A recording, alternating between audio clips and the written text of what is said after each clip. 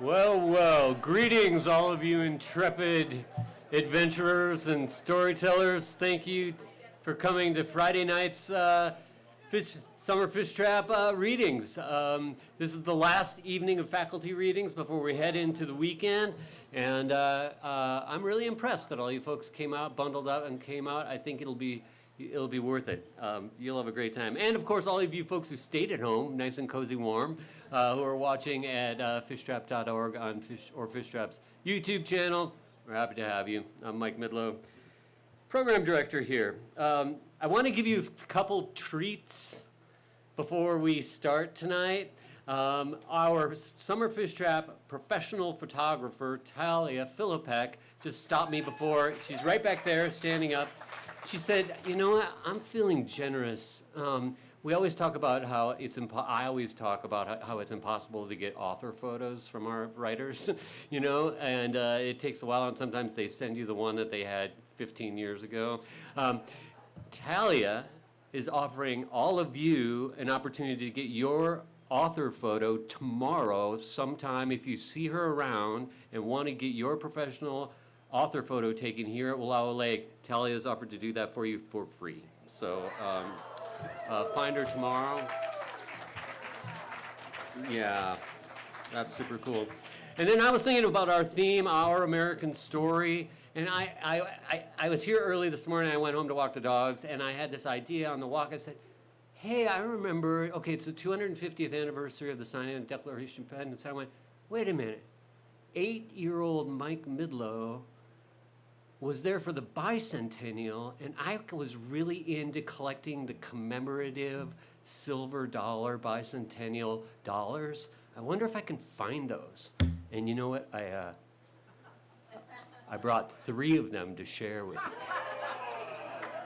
So, there are questions. We're going to do this as democratically and fast and game show as we can.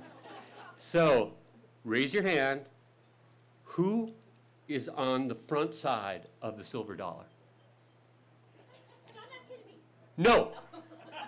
Jennifer. Yes, Jennifer gets a silver dollar.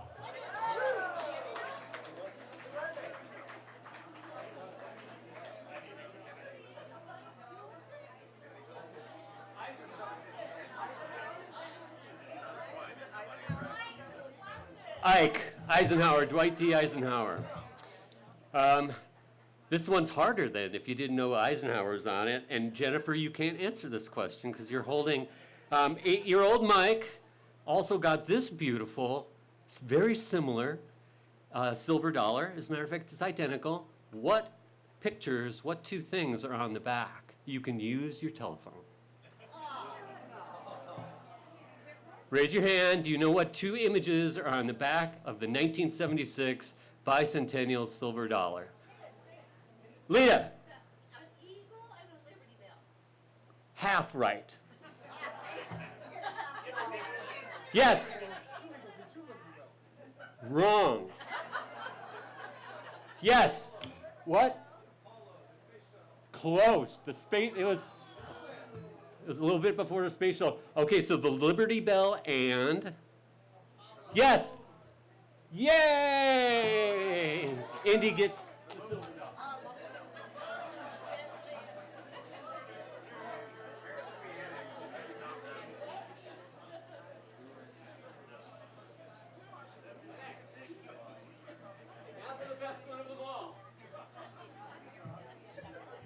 This very special bicentennial silver dollar collected by 8-year-old Mike Midlow in 1976 goes to the first person who is willing to stand up and give a rousing edition of "I'm a Yankee Doodle Dandy."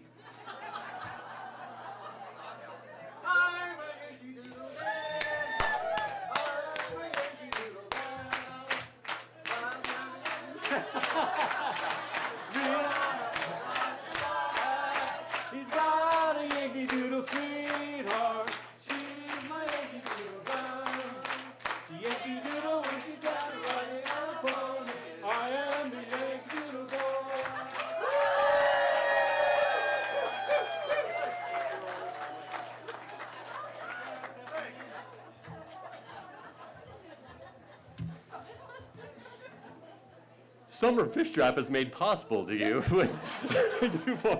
with generous support from foundations, program partners, and local sponsors. You can see them all in your program. Take a look. Thank the local sponsors who've donated gifts for the raffle, the foundations, the individuals, and all of you who, whether you're part of the Fish Trapper program or give an end-of-year donation, you make this happen. Thanks. That's right. Thanks for playing along with the bicentennial game. That was fun. All right, let's get to our first reader. We have 3 readers tonight. This is going to be a blast. I hope you have a great time. Perrin Kerns has been a part of Fish Trap for many, many, many years, is one of our favorites, has led our year-long writers workshop, has taught workshops, and just been a general inspiring presence. Perrin Kerns has taught literature and writing for over 40 years. She began her career with a year of substitute teaching in middle schools throughout Eugene. Then, while completing her PhD, spent 4 years teaching teens in a residential drug treatment center before jumping into a career in higher education, where she taught at University of Oregon, Portland Community College, Pacific University, Marylhurst University, until its closure. What a great place that it was. Clark Community College, Pacific Northwest College of Art, Prescott College, Duke University, and Portland State University, all while teaching feminism and critical race theory, as well as creative nonfiction. Welcome, Perrin Kerns.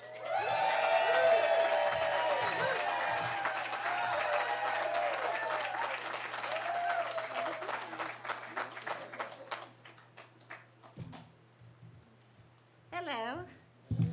I made Mike read that list of my teaching because I'm going to read an essay about teaching. And those of you who heard me last time might be glad I'm not reading about my vagina.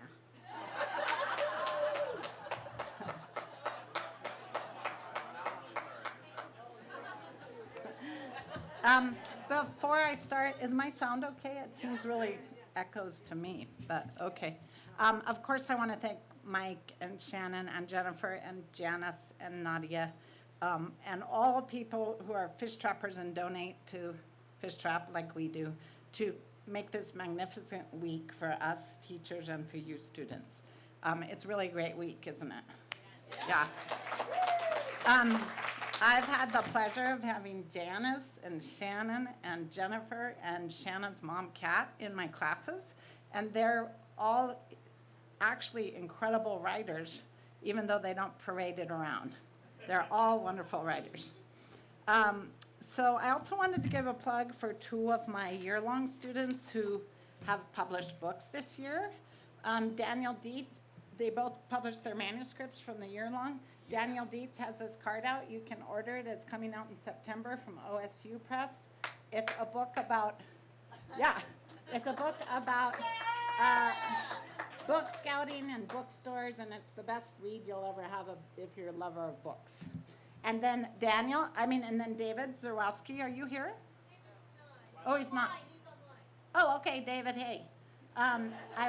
He wrote a true lyric memoir, which is a wonderful read, and it's in there in the bookstore, so I just wanted to give them a plug. So proud of them. And the rest of those students are going to get their manuscripts out. So, tonight I've been teaching lyric essays, so I decided to read ABC Darien, which means it's an ABC essay structured by ABCs. And I'm partly just doing something that they're doing, which is the lyric essay. And it's longer than it should be, so I'm only reading A through L. And there's some danger in that when you don't read a whole essay, because the idea of the lyric is that as a whole, it makes sense of the fragments. So no, I can't. But you just know that it does make sense if I gave you all of it. And then I'm old, and so I've been teaching for 40 years. That's a long time. And I had Mike give that long introduction of all the schools I've taught at, because I just wanted to emphasize what a college teaching career can look like if your colleges close. And you're running around trying to make a living. So what else? This essay is also partly inspired by the attack on higher ed. And this essay is dedicated to all my students, but you're going to hear that it's mainly focused on my undergrad students, not so much on my writing students, who I also love. The essay is called Teaching as an Act of Love, an ABC Darien, and it starts with a quote from Rumi. Be a lamp or a lifeboat or a ladder. Help someone's soul heal. Walk out of your house like a shepherd. And I'm going to read that again because I wanted to have quotes up behind me, but we didn't manage the technology. Be a lamp or a lifeboat or a ladder. Help someone's soul heal. Walk out of your house like a shepherd. Rumi. Okay, A is for anxiety. Freshly out of college with a new teaching certificate, I headed to my first day of substitute teaching at Bethel Middle School in the hardscrabble east end of Eugene. I was only 22, so I clearly remembered how we treated our substitutes in middle school.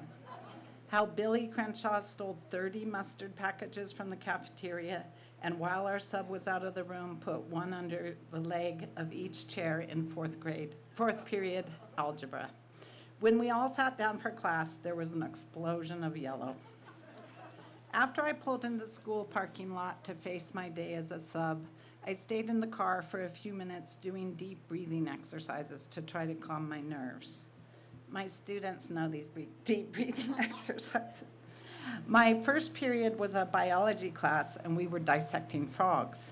I had done this myself in high school and knew already how utterly disgusting it was to pin the green, slimy, formaldehyde creatures to the boards, slit open their white bellies, and lift out the intestines to examine the organs inside. The students were strangely focused in their little dissection groups. There was an unnatural quiet interrupted only by whispers.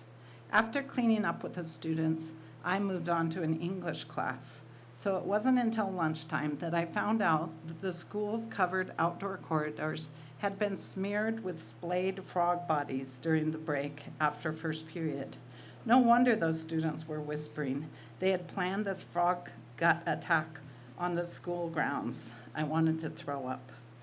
Next, I had to go to a shop class where I was supervising the hammering of birdhouses. As I went into the supply closet, I heard the door swing shut behind me and the distinctive click of a lock. I tried the door, and sure enough, I was locked in the closet with 26 wily kids on the other side of the door, all alone in a woodworking shop full of power tools. Luckily, I've always tended towards bouts of crazy laughter.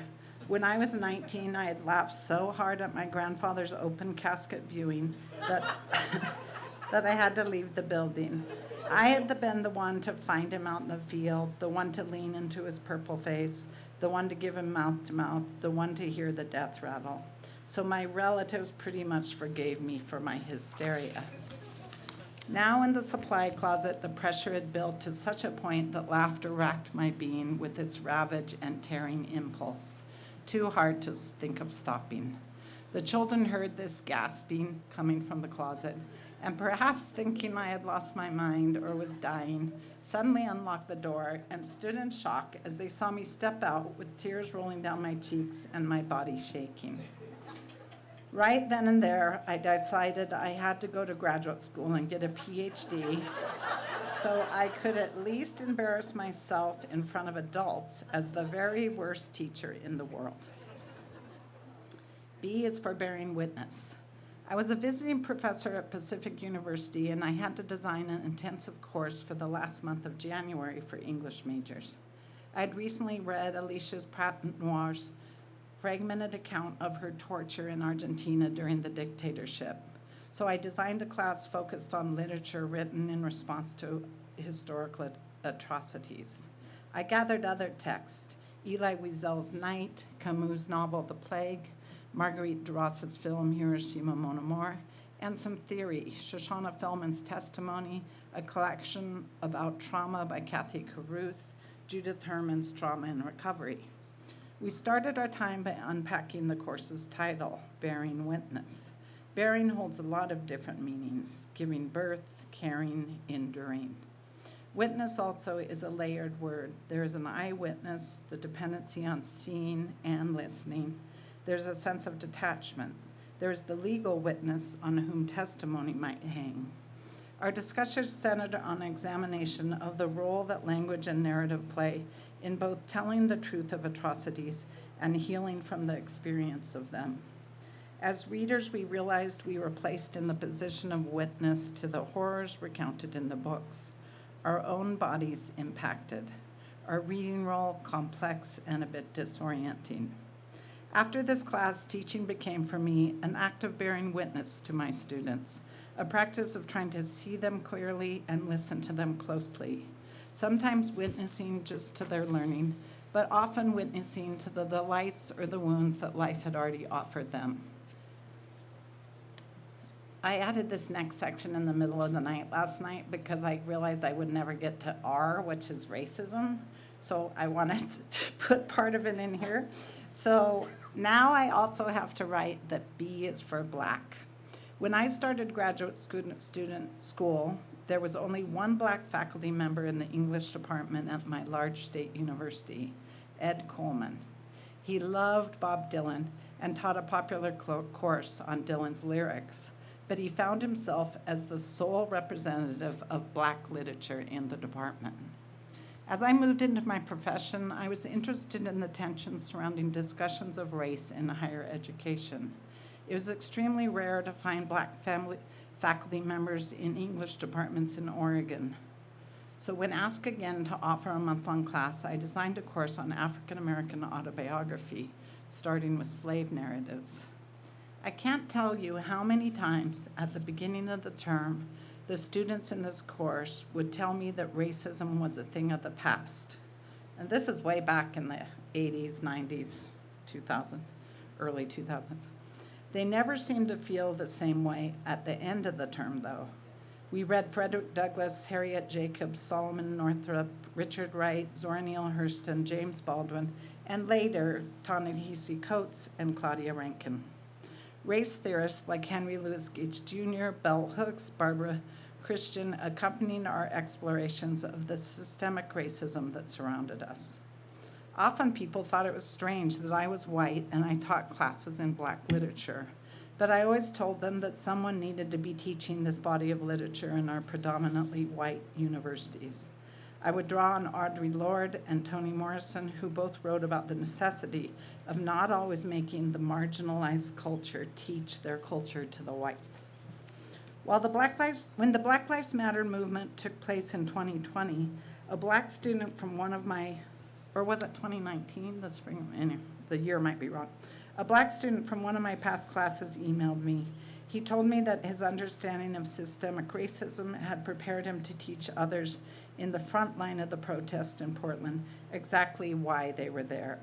He had learned the foundations of what he was fighting for from the great writers he had read, who had recorded their own fights against racism. C is for Chaucer. One of the first classes for my undergraduate English degree was Chaucer. I was surprised to find that Chaucer, writing the Canterbury Tales in the 14th century, was incredibly hilarious and bawdy. Really bawdy, if you haven't read it. Shockingly bawdy. However, my professor was anything but. He was bald and wore a tiny beret tilted on his round head. He was extremely short, and like some of the other male professors with Napoleonic, I'm saying it wrong. Yeah, Napoleonic complexes. He was both angry and pompous. The day he returned our essays in class, he asked a woman to stand up. She was svelte and tall standing there, a Scandinavian beauty. He proceeded to talk about how badly she wrote, how she didn't know basic grammar, let alone have anything original to say about the text. Even though she had tears streaming down her face, he didn't stop. I was shocked, but knew I couldn't withdraw from the class, stand up for her, or even complain, as he was the chair of the English department. And I desperately needed the funding of the scholarship they had given me. I still today feel ashamed that I didn't stop him. He shamed 2 young women that day. But he also taught me one of the most important lessons for a future teacher. Never, ever shame a student. D is for dreaming. I have nightmares about teaching, and my husband does too. In them, we may show up naked in front of our classes, or we have no control over a bunch of distracted students. I mostly dream, though, that I have just realized I have a class to teach, and I'm totally unprepared. I'm also late and don't know where to find the classroom. I'm not where I'm supposed to be, and I don't know what I'm doing. A poet, a friend of mine who teaches in Texas, is living a real live nightmare. Her university told her this year that nowhere in her class materials or her class discussions can the word diversity appear. In response to this, she asked her students to write poems about this D word without ever mentioning it. The poems stunned her. There are always ways to keep doing our most important work when silenced. E is for enough. In graduate school, I was studying French feminism and came across the work of a British psychologist named D.W. Winnicott and his theory of the good enough mother. The good enough mother attends her child's needs, but also, through attending to her own needs elsewhere, left the children room to fail, so they learned resilience and gained confidence that they could survive without someone watching their every move. Though I wasn't a mother at the time, the words good enough lit me up. I had been a straight-A student, a striver my whole life, a completely anxious monkey shaking everywhere I went. A friend gave me a wind-up toy that said good enough on the belly of a clock-like figure, and I would wind it up, and its yellow feet would wiggle the good enough belly across my desk until it crashed to the floor. Good enough, that was the answer to teaching too. It was the inverse of the traditional standards ground into us in academia. As I tried to learn the practice of good enough for myself as a teacher and a grad student, I also wanted to teach my students this way of being, but how? William Stafford had a famous phrase about teaching, neither praise nor blame in responding to students, which meant that either of those stances could be a bit addictive. I wasn't well skilled in that neutral stance, so with my actions and comments, I just tried to simply communicate to my students that they were enough, right where they were, with their writing, with their learning, with their lives. I saw that they were enough, fully and beautifully enough, even though I also saw that they, like me, felt less than often. F is female or feminism. F is for female or for feminism. When I entered college as an undergraduate, there were very few female professors. A few were part-timers, and like all part-timers, they were looked on as lesser beings. There were 3 full-time women English faculty in my large state university. 2 were married to male faculty members, and the other, Gloria Johnson, had never published.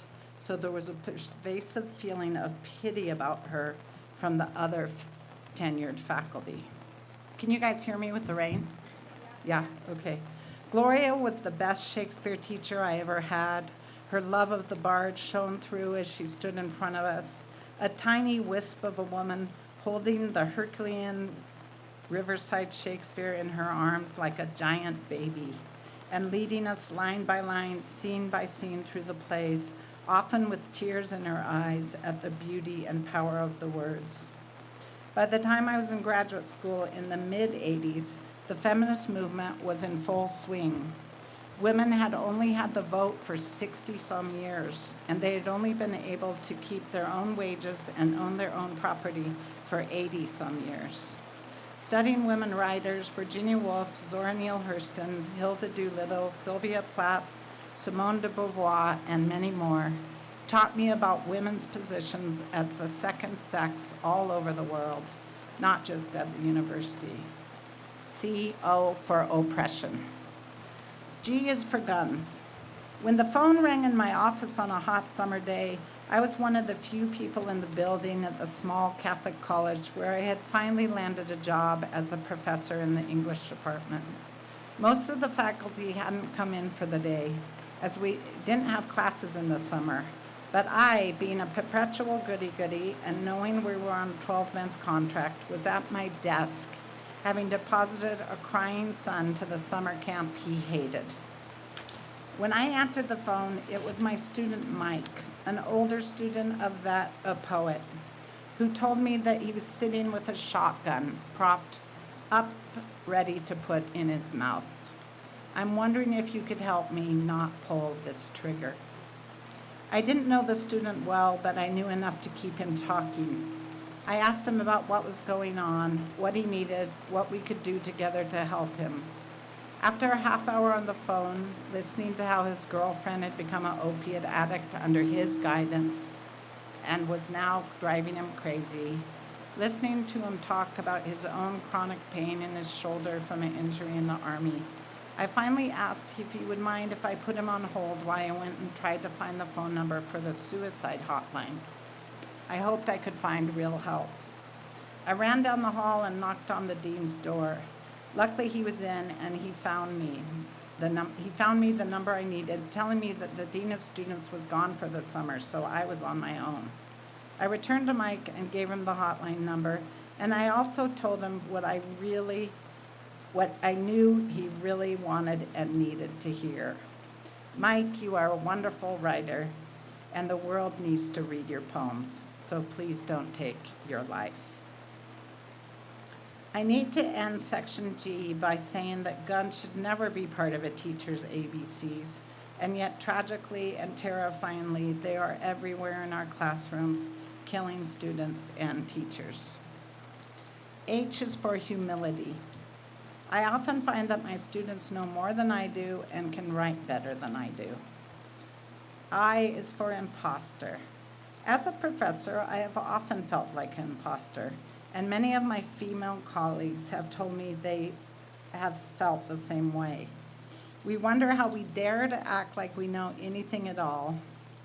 Many of us worry that at any minute we will be revealed to be the idiots we have always known the culture thinks we are. This is confirmed for us when we see the salary difference between our male counterparts and ourselves, which puts into real value terms the way we were and still are viewed. Because at private colleges and even state universities, most faculty salaries are established in some weird dance between the dean and the faculty member, a woman might pull in $45,000 to $60,000 a year, while her male counterpart makes $75,000 to $90,000. I once asked my dean about this discrepancy, and he said that he justified it by the fact that men had to support families. J is for judgment and joy. These two words weave a web around the word teaching. There's a lot of joy in a class where new things are happening for students, where they take pride in what they are doing and in their sense of discovery and community. But there's also the judgment of grading that weaves around a class to squeeze out that joy. Joy and judgment duke it out in most academic settings. J is for knowledge. Let's face it, teaching is such a blast because you are always learning. I spent a long portion of my life as a professor in a 3-person English department where I could design any class I wanted to. I taught courses on the graphic novel, African American autobiography, modernist women writers in war, the economies of love, looking at issues of class in Wuthering Heights and The Great Gatsby. My colleague and I took students to the Oregon Shakespeare Festival for a Shakespeare and performance course. Many of our students in that class had never seen a play before. Teaching creative nonfiction, I still design courses suiting my passion. Acts of attention, play, resistance. In this long career, I have splashed around in the joy pool of designing new courses, reading, sleuthing, and gathering cool texts for my students. I'm a perpetual student learning as I go. L is for love. This is the last section. I am 64 years old, and my real academic job has been gone since my university closed in 2018, shattered by the financial pressures that have haunted higher ed.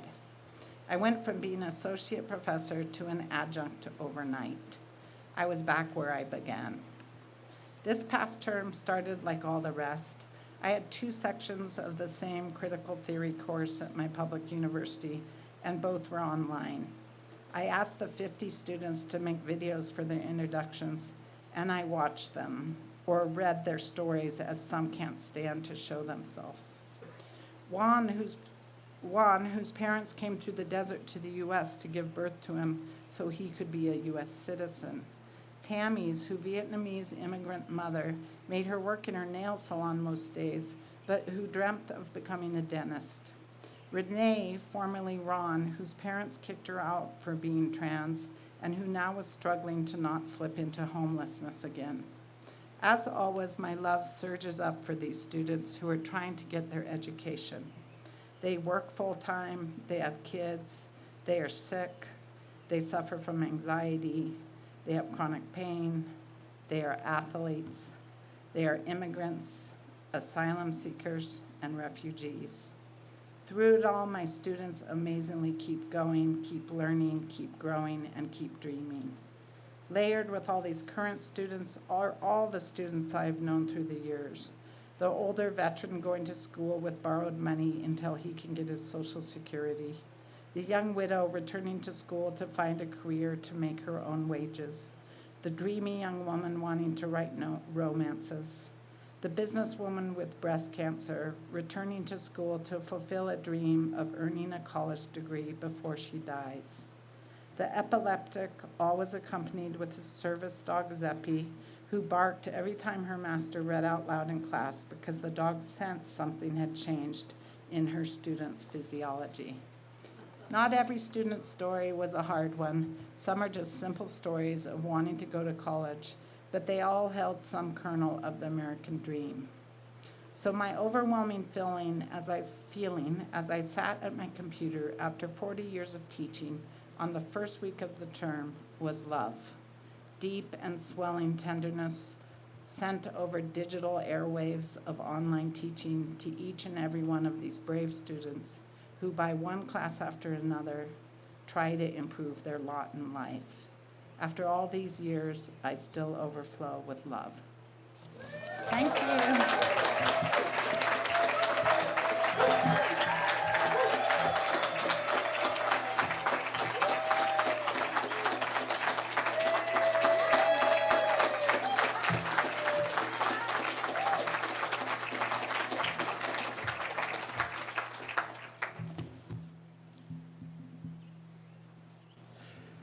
Thank you, Perrin. Hey, a couple messages here. You still have time to get in on the Summer Fishtrap raffle and win big. We have raffle tickets for sale in here, and there are, I think, 9 different choices of things to drop your raffle tickets into. We'll do the drawing tomorrow. Again, you don't have to be present to win, but we're not mailing things out, so just keep checking them out. But it's really cool, all the different packages that are there. Tickets are $5 each, or 6 for $25. You can get your tickets in the library to any time, today, tomorrow, whenever. We also have 2 silent auction items, including a print of an encaustic painting by local artist and Fishtrap board member, Leah Svensson. Check that out in the lodge. And each night we do a Fish Trapper drawing for something fun, for those of you who are a part of our sustaining Fish Trapper program. And with that, I present Jennifer Hobbs.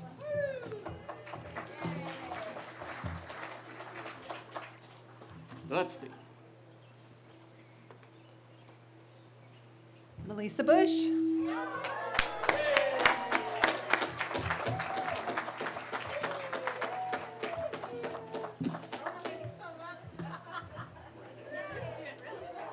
All right, let's get to our second reader. This is, again, one of our Summer Fishtrap faculty, our instructors, Craig Childs. Craig, yeah.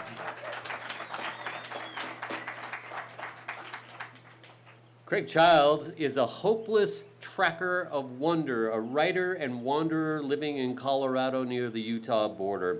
His work has appeared in The Atlantic, Outside, the New York Times, and he's been featured on Radiolab and NPR's Morning Edition. Craig has published more than a dozen books and is a contributing editor at Adventure Journal magazine. Please welcome back Craig Childs.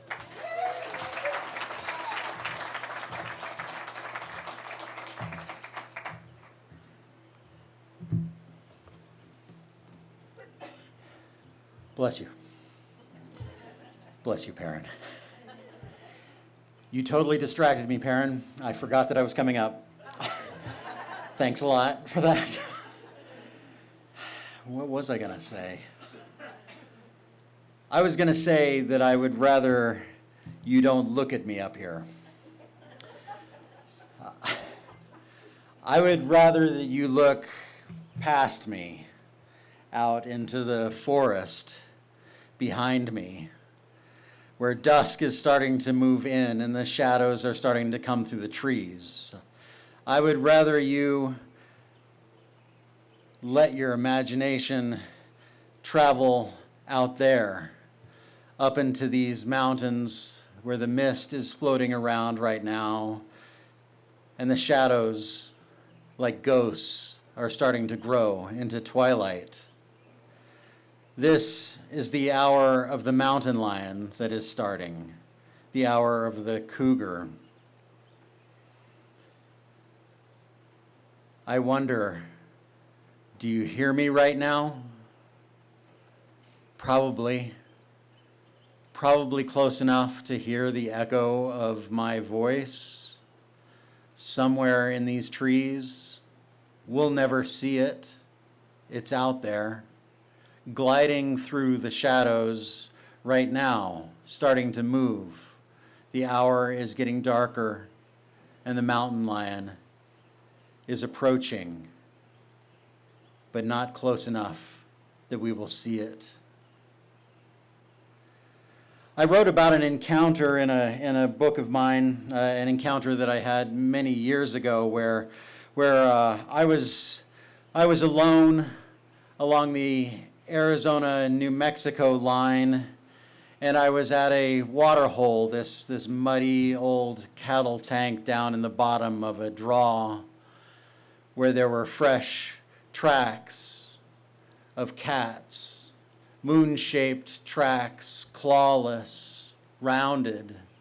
And I went down to look at these tracks closely, and I was about to get down on my knees and look closer when I thought, look behind you, because you are a prey animal at a water hole right now. And I did look behind me, and there was the mountain lion that had come around behind me and was watching me, was sitting in the shade of a juniper tree. And at that moment, I thought, hold on to this, because it'll be gone, because mountain lions stay away from us.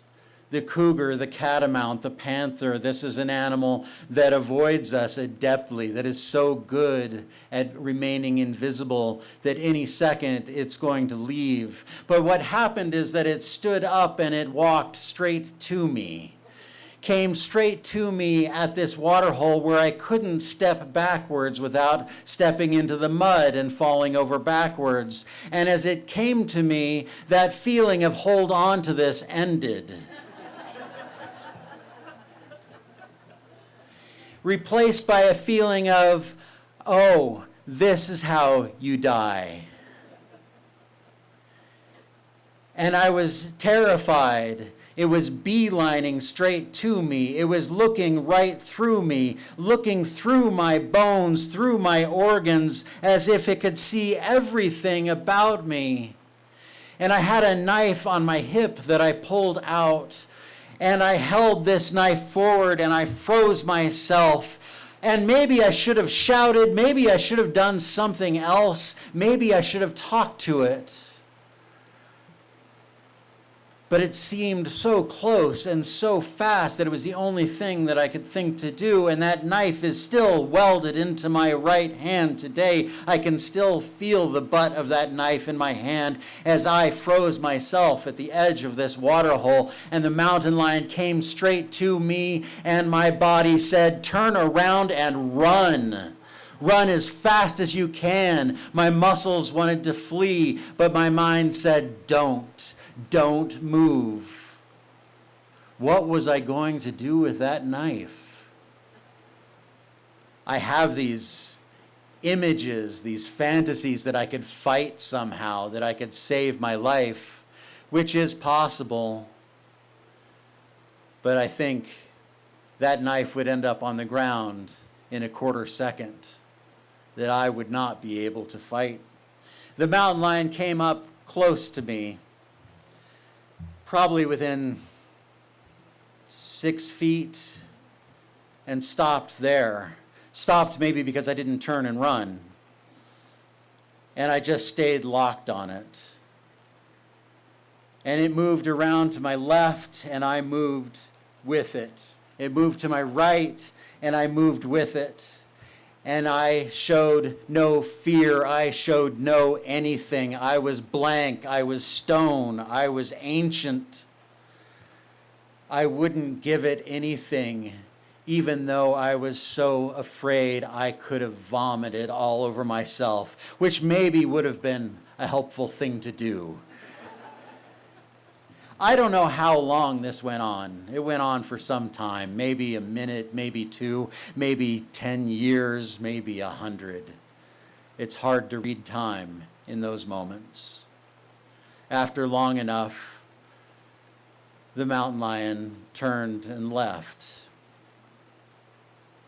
And I feel like I'm still standing there with that knife in my hand at the water hole.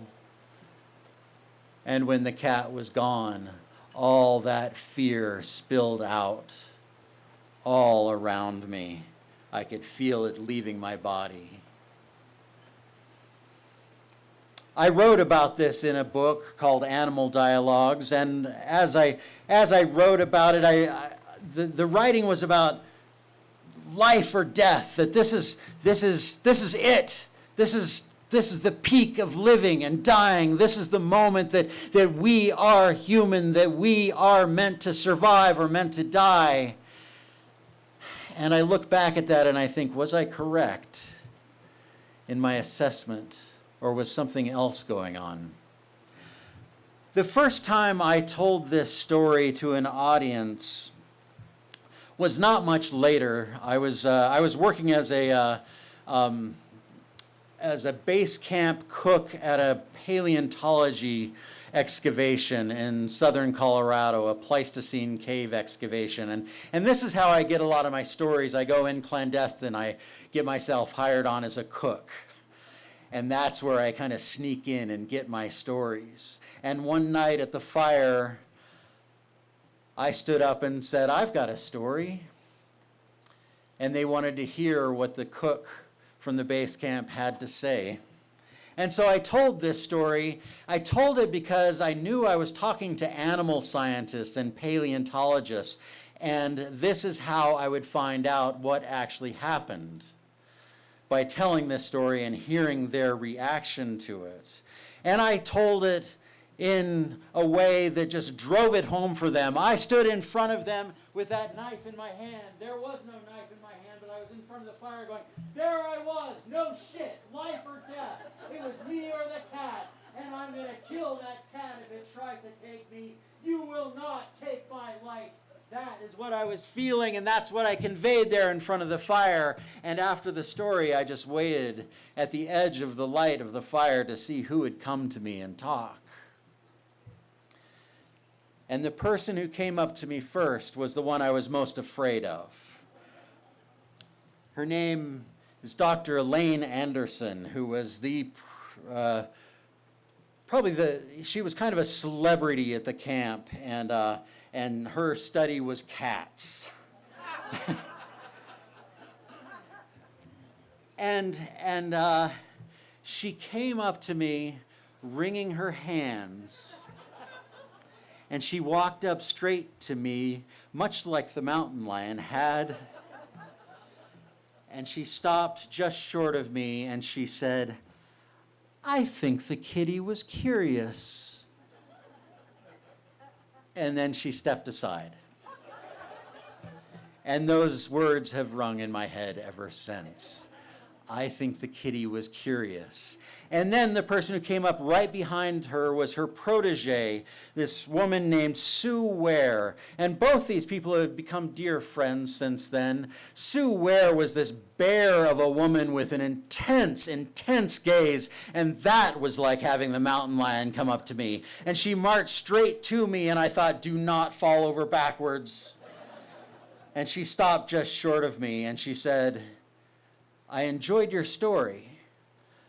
I have a story about a mountain lion. I was working on a wolf survey in Wyoming by myself, and I went to my tent early that night, and I was in my sleeping bag and left my tent door open, and a mountain lion came into my tent and laid down with me and slept with me that night.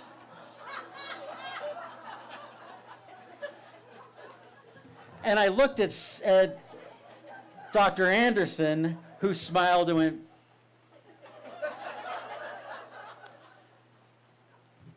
and I didn't know what to do with that. I wanted to say, bullshit. And I waited. I became close friends with Sue Ware, and I didn't ask her until 30 years later. Just recently, I said, you remember that story about the mountain lion? And I was thinking, she's going to tell me, like, I got a little carried away telling you a story that night. But she said, yes, that happened. And she told me the details of it just as she had 30 years earlier. Which made me question that moment that I had with that mountain lion at the water hole, thinking this was life or death, that maybe it was something else entirely. Maybe I didn't understand that. Maybe I didn't need to pull a knife. Maybe I should have said, hey, cat, what's going on? Maybe we could have had a conversation. I just turned in a book about mountain lions on Monday, which I'm a little nervous about right now because it's a first draft. And that book was kind of inspired by Sue Ware and Elaine Anderson saying the cat was curious and a cat slept with me in a tent. And after I heard those stories and heard those words, I went out looking for other kinds of stories about mountain lions, not just the ones that are about danger and death and killing, but the ones about the curious cat. The ones that say this cat is more than what we imagine, more than the ferocity. This cat is about something magical. And I want to read from one of the chapters in this book, and the chapter is entitled, what is it titled? It's entitled, Just Because Something Can Hurt You Doesn't Mean It Will. And this comes from just 2 weeks ago, I was at a memorial for a dear friend. Her name is Kira Kopostansky, and we had a memorial for her in the mountains in southwest Colorado where I live, and she had an experience which with a mountain lion that went viral, where she was stalked for almost an hour at close range by a mountain lion, and she finally got it to leave by singing opera at the top of her lungs. The sheriff report got out, and it just went everywhere. And I still see memes of this popping up online. Pictures of a woman who is not Kira and a mountain lion who was not the mountain lion. But it says, this woman, Kira Kopostansky, scared off a mountain lion by singing opera. She was in the mountains alone on a trail when this mountain lion approached her at close range. She did what you're supposed to do, slowly back up, careful not to trip and trigger an attack, speak firmly, forcefully, hands out in a halting manner, not getting aggressive or lunging unless you are being lunged at yourself. Keep backing up, keep making distance, and thank your lucky stars. Mountain lions take an occasional close interest in people to find out what we are, but rarely do they act on it. The cat matched her every step, its body lowered and looking up at her from several feet away, slightly uphill on a slim trail, tip of its tail conducting an orchestra. She tried getting behind an oak shrub, but that only obscured her view, which she found disconcerting, seeing nothing but its ears still locked on her. When she stepped out from behind the bush, the cat came around to face her again, continuing backwards, making a few yards every minute, cat and mousing. The cat laid belly down on the ground, pointed straight at her, tail snaking on the ground, as if gathering energy to pounce. She could feel the air being pulled out of her, and she said, "No, please don't. Please stay there." An ear flicked, a muscle shifted. A mountain lion can clear 25 feet in a single bound from a still start. That distance would be a guaranteed kill on a deer or a young elk, and Kira was well within the parameters. What was it doing? Stalking? Hunting? I'd argue that cats as a whole are always hunting. When they sleep, they're hunting. Meat obligate ambush and stock carnivores have to be hunting all the time, otherwise they'll starve. But hunting does not mean closing the gap. That's another level. I'd call what that cat was doing a fact-finding mission. When Kira and I spoke later about her encounter, she told me she had so many questions she didn't know what to do. Should I be looking straight at it in the eyes, or should I not look at it, she said.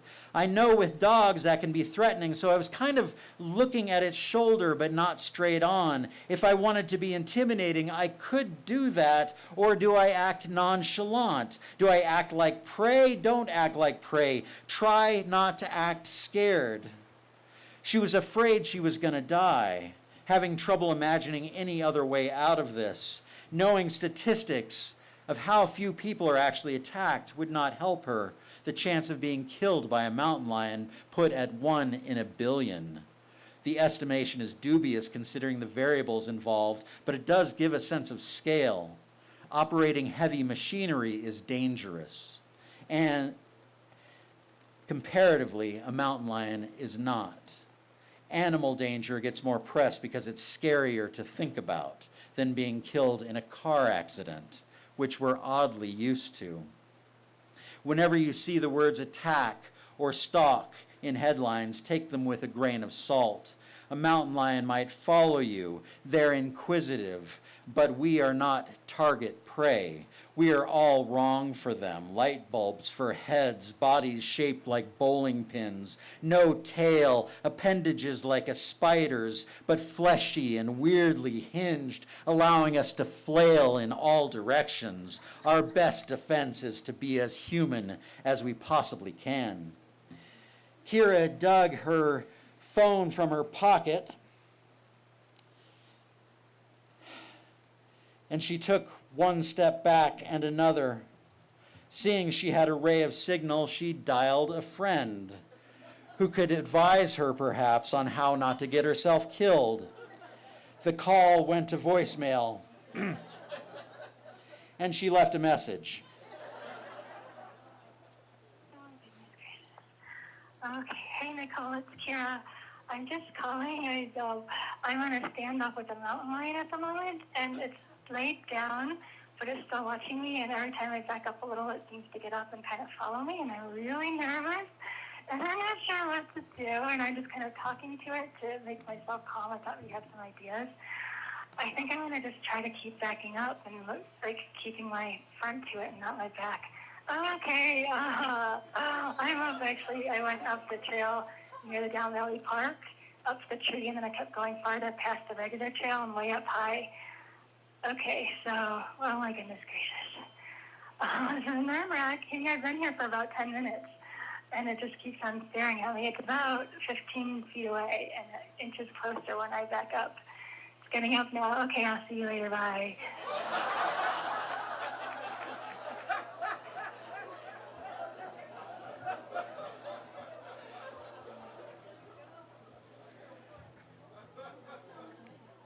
She didn't want to dial 911.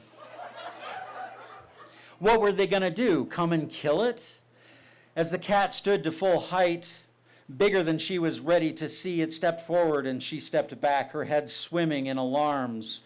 The cat's eyes darted, glancing into the woods as if to say, "You are this unimportant to me." And then it found her again. With no room to get off the trail and no good footing on the steep forested grade around it, she was in a pipeline with the cat. Geometry was pushing them together.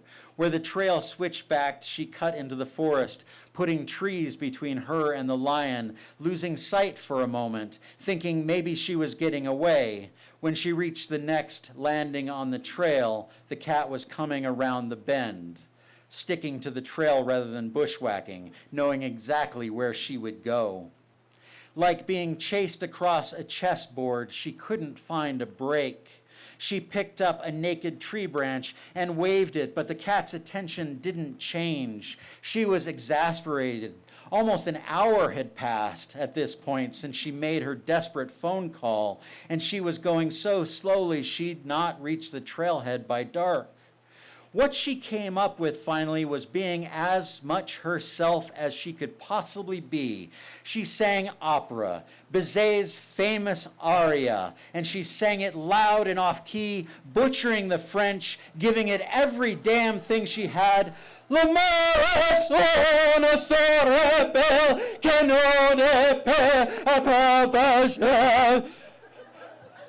She banged a bush with her stick, singing louder, throwing her voice at the cat, who looked suddenly concerned, uncomfortable.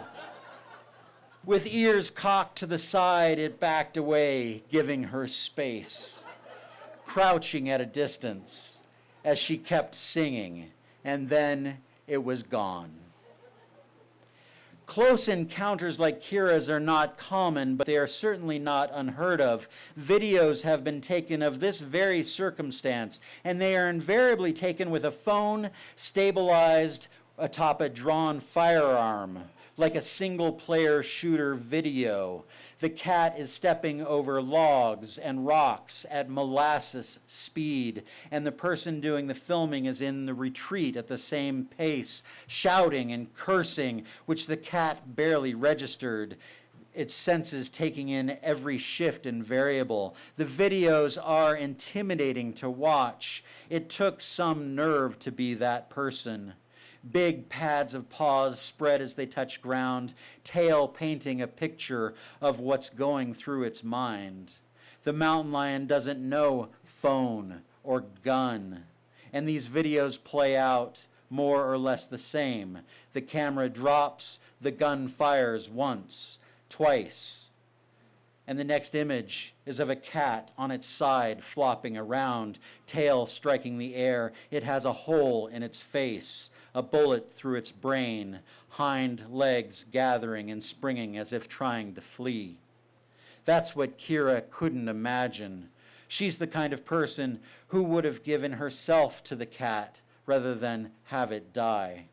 Her older sister at the memorial talked about how she always loved animals since she was little, got her major in biology, and it seemed she was always caring for goats, cats, dogs, rabbits. She loved them all, which is maybe why the lion approached her, sensing an open door. In a poem she wrote, there are these words, just because something can hurt you doesn't mean it will. The last time I saw her was at a summer concert in town, blankets on chairs on the grass, and we hugged. It had been a couple years. She was living on the other side of the mountains. Did you go through with your plans, she asked. My plans to walk mountain lion paths for a year and a half. I told her I was doing it right now, and she held her heart with her hands, saying she was so glad to hear it. She said, I really believe if the mountain lion hadn't come to me, I would not have lived this long.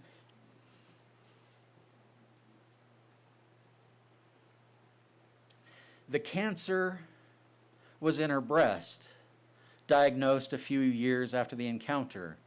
It had moved to her bones, and then everywhere, stage 4. She told me she was done with treatments. Now she lives her days the way she wishes, and she seemed euphoric about letting go, something not everybody can do. Kira could. She said, the mountain lion taught me how to face something that could kill me, that I have no control over. That was the last time.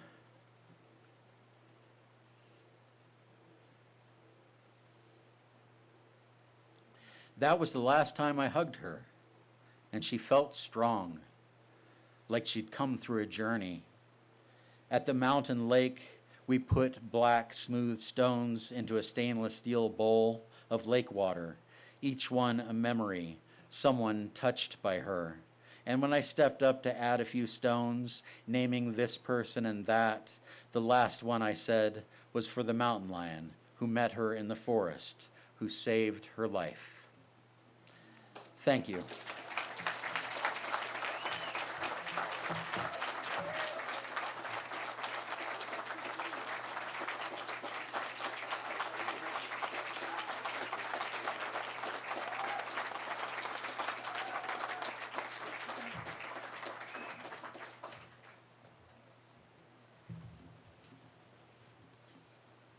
Under the tent with pitter patter of rain, we're hearing some wonderful stories.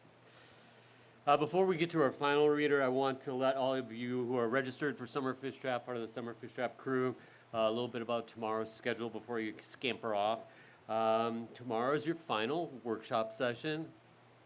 And then at 1:30 is a not to be missed double header, double bubble, double trouble, double-decker craft talk with Kim and Perrin. It's called Writing and Politics, Making the Personal Political with Perrin Kerns, and Speak Poetry to Power with Kim Stafford. Shazam! That should be great. That can't miss it. Then the open mic is at 4:30, and then tomorrow night is Saturday night's thrilling keynote address with Oregon's Poet Laureate Ellen Waterston. You all can come. For those in the general public, it's a ticketed event. You can get your ticket at fishtrap.org or in here in the lobby when you come in or at the door tomorrow. And that's not all. I mean, tomorrow we also have Fishtrap's 2026 Summer Fishtrap Fellows readings, which is always a highlight. Oh, and then Craig, bright and early at 7 o'clock tomorrow morning, under the tent here, we get to listen and look for mountain lions and listen to the flute. All right, our final reader tonight is Karen Auvinen. Karen is an award-winning poet, writer, mountain woman, outlier, and lifelong Westerner, and the author of the memoir Rough Beauty, 40 Seasons of Mountain Living, a finalist for the Colorado Book Award and the Willa Award. Her work has appeared in the New York Times, Terrain.org, Deep, Wild, and Cutthroat. She is the winner of 2 Academy of American Poets Awards and the Barry Lopez Prize in Creative Nonfiction, and is the inaugural Poet Laureate of Nederland, Colorado. She is currently working on a matrilineal novel, Sister House. Excuse me. Karen teaches for the graduate program in nature writing at Western Colorado University and directs the Creative Minds residential academic program at Colorado University Boulder. She writes weekly meditations about wild places and adventuring in her Substack, A Woman's Places in the Wild, and invites you to join her there. Tonight's reading is from her completed collection of short stories, The Porn Star of Pine Creek. And please welcome Karen Auvinen.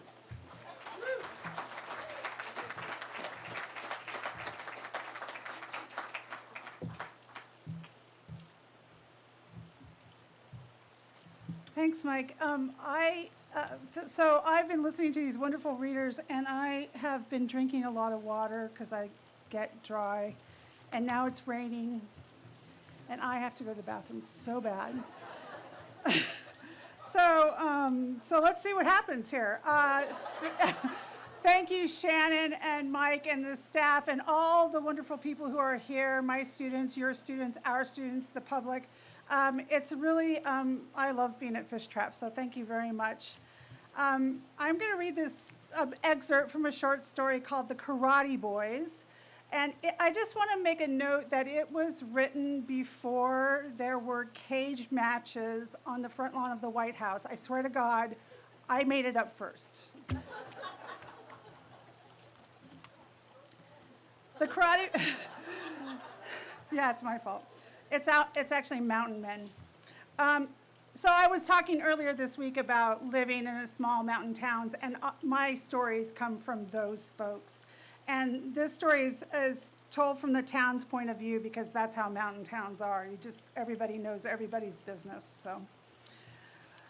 The Karate Boys got their start in the aftershock of Ingrid Liddy's big landing in Pine Creek 2 days after the snow finally let up that spring.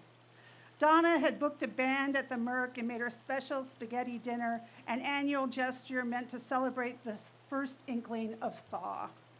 Restless from the long, high-altitude winter, we came out in droves. The boys, our collection of bachelors and misfits, were lined up at the bar when Ingrid walked in. Like the rest of us, they were surprised, but this surprise soon gave to a kind of wide pleasure. They had been watching her through the window of her house, the old Blondeau place. We all had, and the talk and the curiosity had reached a kind of hammered pitch. The Blondeau place backed the canyon wall and was set high with floor-to-ceiling windows. It afforded little privacy, which is why the Blondeaus had decamped some time ago, leaving for the relative seclusion of suburban Denver. For a little over a week now, Ingrid had been treating the town to the intimate details of her life, her habits, her routines, parading back and forth in front of the window in various stages of dress.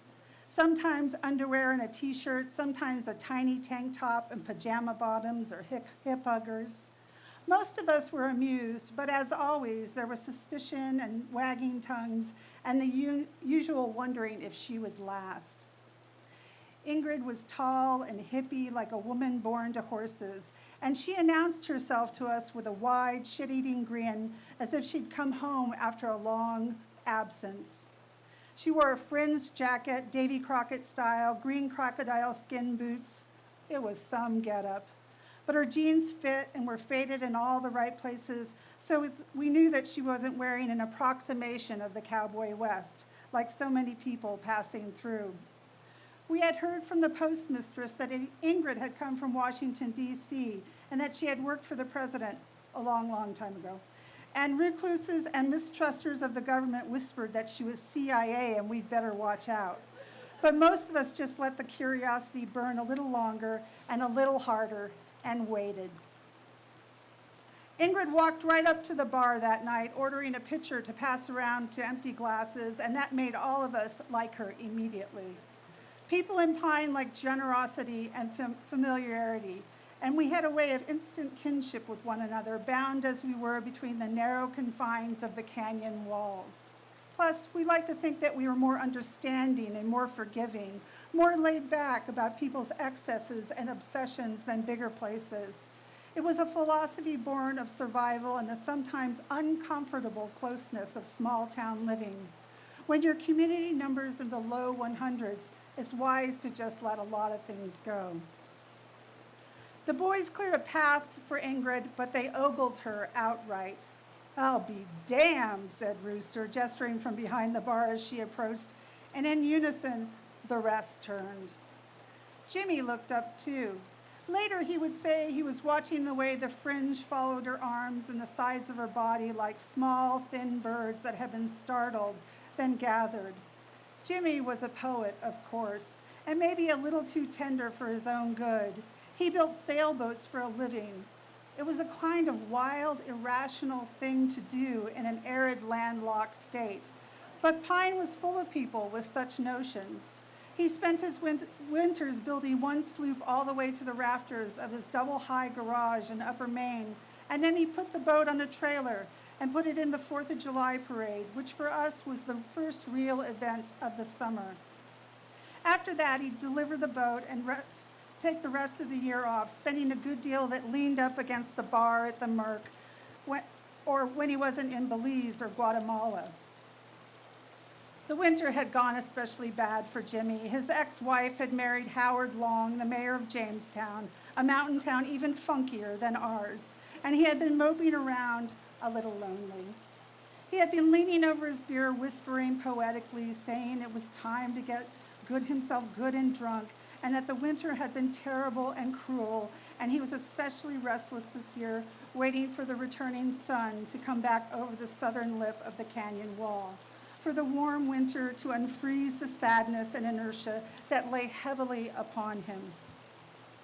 It was just winter blues, someone said, but Jimmy shook his head and said he had begun to think seriously of leaving the mountains, of living near the ocean on some beach where he could hear the tide, where it seemed his life would be inexplicably easier without long winters and wood stoves, long johns and tire chains and snowshoes, or the hide-and-seek sun. It was in this state of mind that Ingrid appeared to Jimmy as some vision. Her easy gait and friendly manner pulled him from his stool as if she were the antidote to every lonely night he'd spent since his wife had left him not quite 2 years before. He moved one step behind Rooster, both propelled by the weight of instinct and the kind of delicious urgency that precurses the possibility of copulation. After the pitcher was empty, they started buying the beer and then asking Ingrid to dance. It wasn't long before the rest of the boys joined in, and the atmosphere at the Merc took on the kind of wild excess of the sort we all knew stamped it as a night to remember, one destined to go down in the history of Pine as legend because stories were what Pine was made of. In a town without television, it's what most people did for entertainment. The boys were born swillers, guys who were mostly but not necessarily single. Horace Maloney had been married for 40 years, and he hadn't let that simple fact keep him from hitting on almost every single woman in Pine, single or straight, married or gay. The boys tended toward well-worn Levi's and Wranglers and Carhartt coveralls. They wore their hair in various stages of long, from well over the collar to down the back. All of them had beards, and they were strong and scruffy, laborers of some sort, plumbers and carpenters, fixers of things, doers of any sort of job for money. Rooster and Jimmy shared a love of smooth, sanded wood and perfectly cut lumber. Jules was a grunt laborer, and Horace was a contractor, always building or buying or renovating something for a whole lot of cash. Davy, the strangest of the lot, lost 3 fingers to frostbite the winter he'd lived in a tent up top and went all over town without shoes, summer or winter. They were men used to causing a ruckus. And that night, all of them made fools of themselves, swaggering and shimmying and shambling and overturning chairs and pints of beer in a ridiculous attempt to outdo one another on the dance floor, swinging Ingrid in wild, electric circles while the rest of us watched. Even then, it was clear she was a force to be reckoned with. Pretty soon, Ingrid commanded the dance floor, showing Rooster how to two-step like a real cowboy, easily maneuvering his slim body with her own. Horse broke in and started a Kentucky reel, but then she was teaching all of them how to dirty dance and lambada as the band looped through grinders like Mustang Sally and Lambamba. Fueled by the boys' mating frenzy, the rest of us joined in. Women danced on bar stools and tabletops, and Donna began refilling beer glasses from 2 pitchers she held above our heads as she shoved her way through the crowd. The tables were hauled outside, and the whole restaurant became a dance floor. Donna circulated and returned to the tap for more beer, and then came around again and again. Outside, people were doing body shots with some tequila, and more than a little bit of flesh was revealed. The dancing spilled out into the street, and you could see the steam rise off a dozen half-uncovered bodies. It was going to be some spring. The crowd broke up somewhere around midnight, and Ingrid invited the stragglers back to her place. She made a grand gesture, waving those of us still standing toward the door, and walked up to Jimmy, whispering in his ear. He smiled and stepped back. Ingrid's hands were on her hips as if she was challenging him, and then she cocked her head a little, squaring right up to him and kissing him full on the mouth in front of everyone. Jimmy bore the kiss with some grace and kissed her right back, and a few of us whistled and cheered. We could almost hear the soundtrack of his life rising. Later,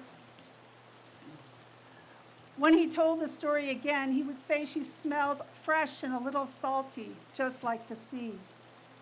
You could see the party inside Ingrid's house that night from any part of Upper or Lower Maine, so that those of us who weren't there felt as if we had been there. And later, a few of us would tell the story like they'd seen it themselves and heard it unfold under their very noses. How, after a few drinks, the leg wrestling began. How Ingrid wore her hip huggers and tiny tank top, her navel and her white skin of her belly apparent, her body beefy in an elegant kind of way. How she hopped and high-fived and smoked cigarettes between rounds and drank expensive glasses of Sangiovese while the Gypsy Kings and Beaujolais fiddled on the stereo. Outside, the house glowed blue with the pale fire of thousands of white Christmas lights strung across the ceiling of the living room. From the street, it looked almost like a stage. Through the glass, you could see legs locked in air rising from the floor. Occasionally, a body would flip ass first over an invisible opponent. Inside, Ingrid flirted with Jimmy in earnest, positioning herself near him and treating him with the intimacy of a lover. He was unused to such attention, but stood his ground, a little wide-eyed. It was clear he felt buoyant and unbelievably lucky. As the story goes, the leg wrestling went on until Ingrid had beat every one of the boys, including Jules, whose squat body made him look like a miniature superhero. Now that's what I like. A girl with spunk, Horst drawled, in a slow kind of way, moving in. He was from the swamps of Louisiana and a full 4 hands taller than Ingrid, and he nosed up to her like a prize stud to a brood mare. But Jimmy intercepted Ingrid, rising as if by instinct to protect her, moving between her and the looming horse. "My dance," he said, nuzzling her on the neck and pushing her back with the weight of his body. She smiled at him and laughed, but she looked tense inside his arms. Jimmy kissed her then, a little awkwardly, in front of the boys and us, as if claiming his territory. After, he looked into her face, smiling tremulously, like some medieval saint.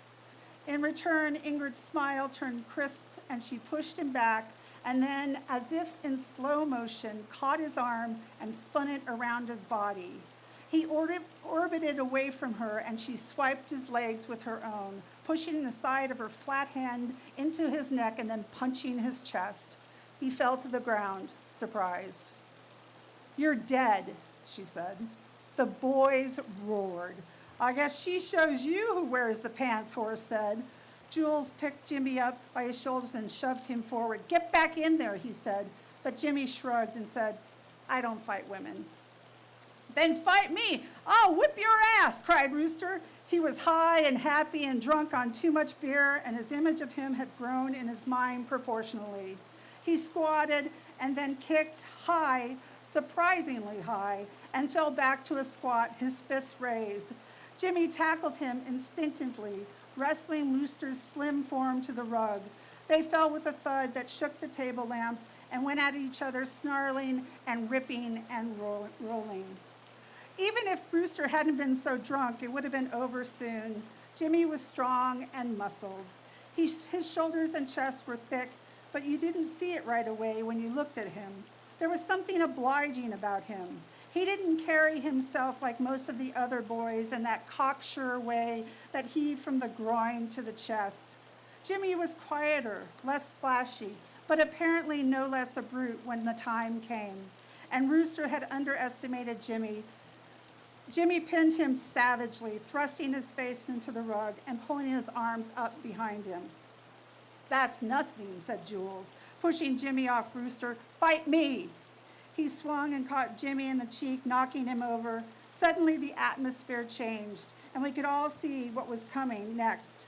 Jimmy fell back and then came up, murderous.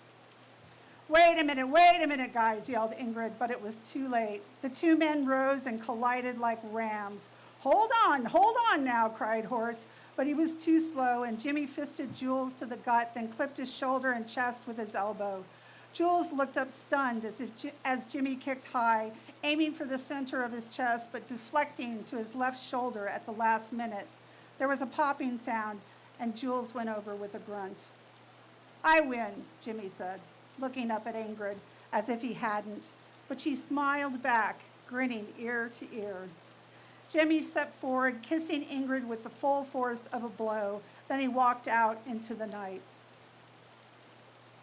The next morning, a palpable change had taken place among the boys who sat in their usual place at the back of the bar, unshaven and a little bleary-eyed, in the comforting dimness of the murk.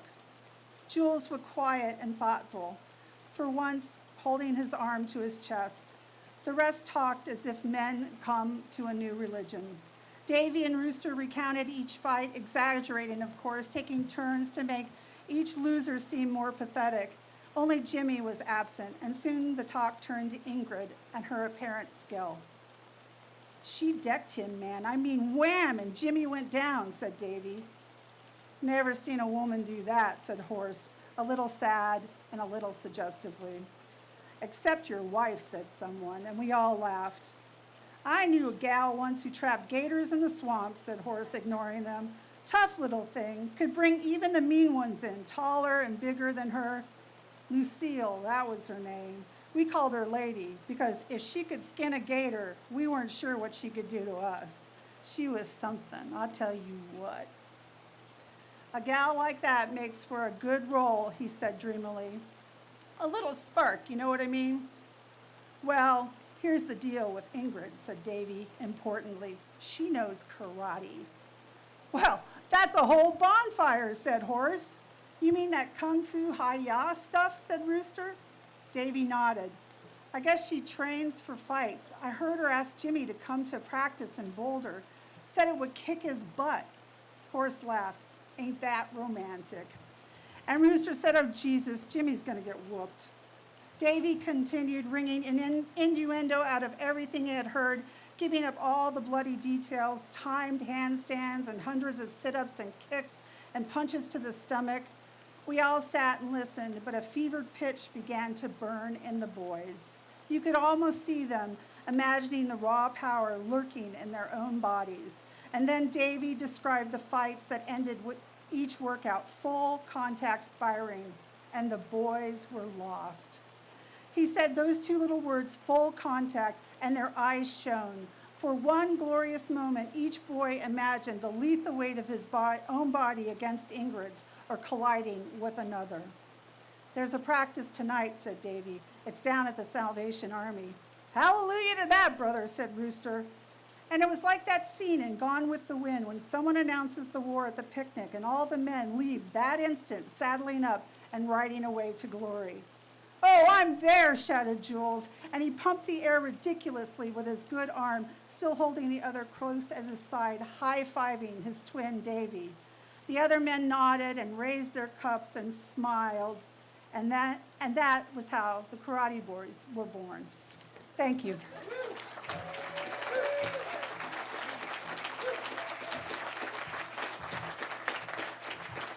Thank you, Karen, and thank all of you. I invite all of you to come into the warm, dry lodge and meet Perrin and Craig and Karen, and get yourself a cocktail or a snack, and get books signed and say hi to each other in the warmth. Thanks for being here. Hopefully we'll see you tomorrow night.